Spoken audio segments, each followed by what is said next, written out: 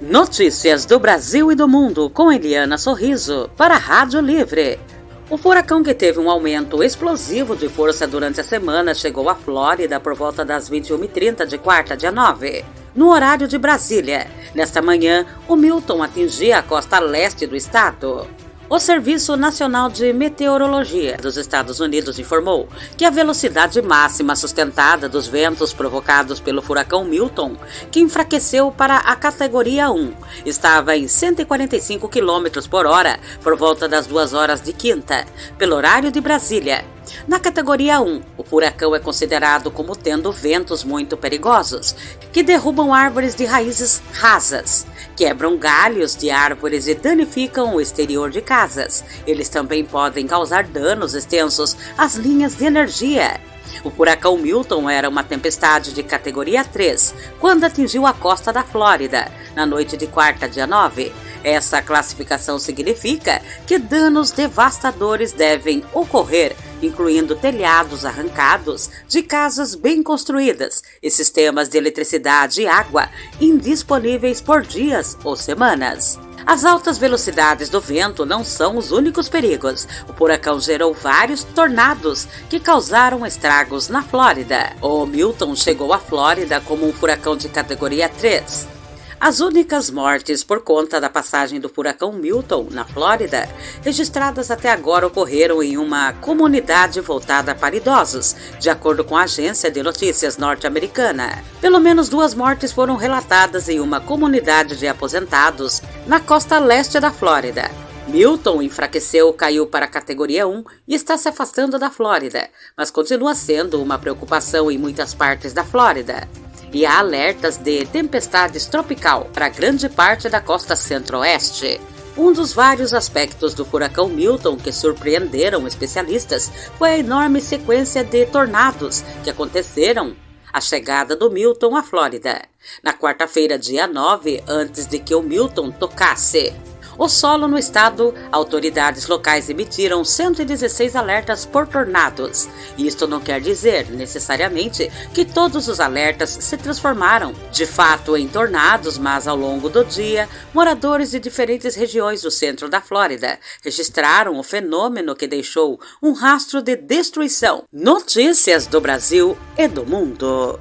Mulher chama a polícia após ser perseguida por cerca de 100 guaxinins nos Estados Unidos.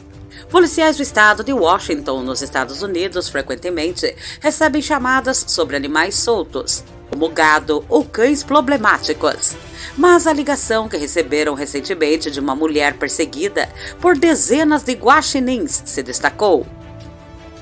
A mulher relatou que teve de fugir de casa depois que cerca de 100 guaxinins foram até o local e passaram a agir de maneira agressiva.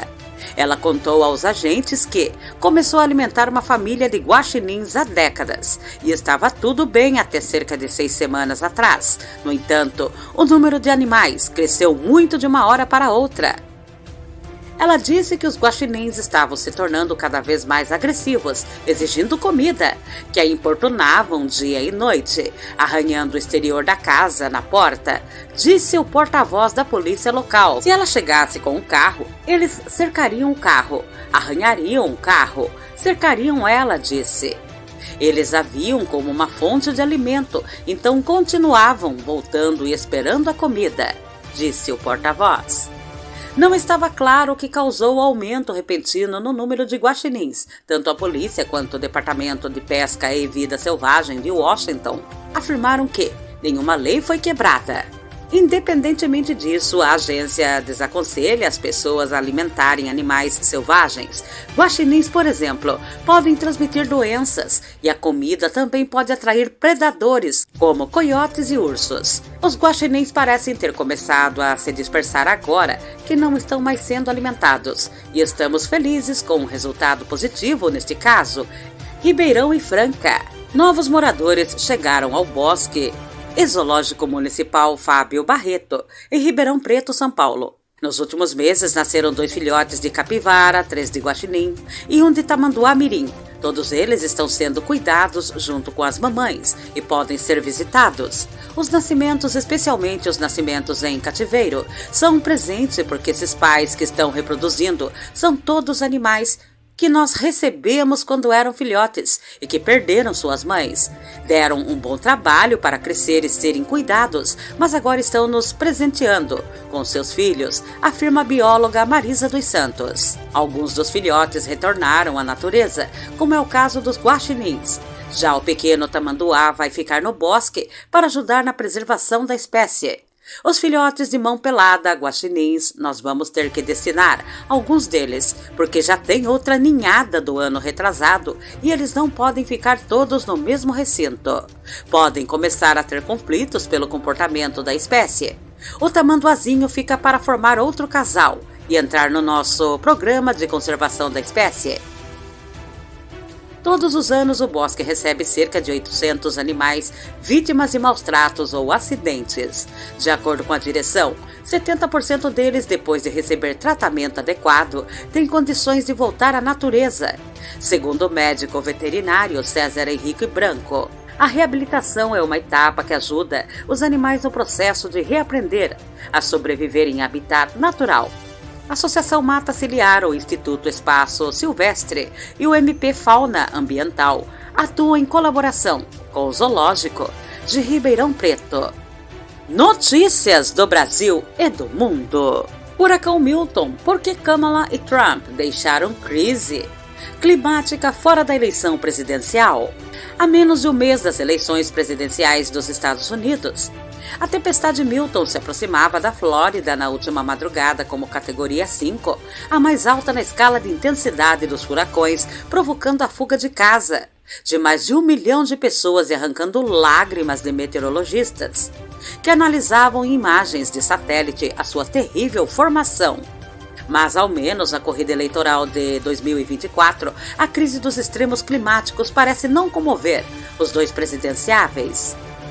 Em uma disputa que já inclui discussões até sobre a falsa ingestão de cachorros por imigrantes haitianos, a democrata Kamala Harris e o republicano Donald Trump converteram a questão do aquecimento global em um não assunto.